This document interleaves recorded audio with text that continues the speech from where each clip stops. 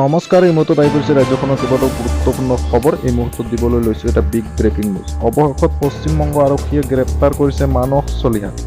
বহু বছৰ আছে মানসৰ বিৰুদ্ধে। অভিযোগ অনুসৰি প্ৰদীপ কুমাৰ মেধি নামৰ এগৰাকী ব্যৱসায়ীৰ পৰা 4 লাখ টকা লুটিছিল মানসে।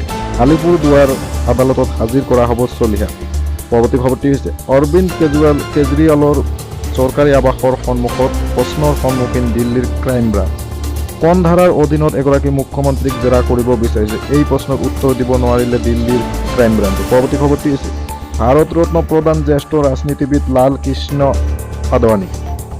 পৰৱৰ্তী খবৰটি দিবলৈ লৈছোঁ তেজপুৰত 2 আমেৰিকান নাগৰিক আটক, ধৃত জন মেথু বনে আৰু মাইকেল জেমছ ফ্লিনচুম। দুয়ো পাছপৰ্টৰ সহায়ত ভাৰতত প্ৰৱেশ কৰিছিল। পৰৱৰ্তী খবৰটি হৈছে ছাত্ৰ নেতা অনিমেষ ভূঞা হত্যাকাণ্ডৰ অভিযুক্ত 5 জনক জামিন গুৱাহাটীৰ উচ্চ ন্যায়ালয়ত।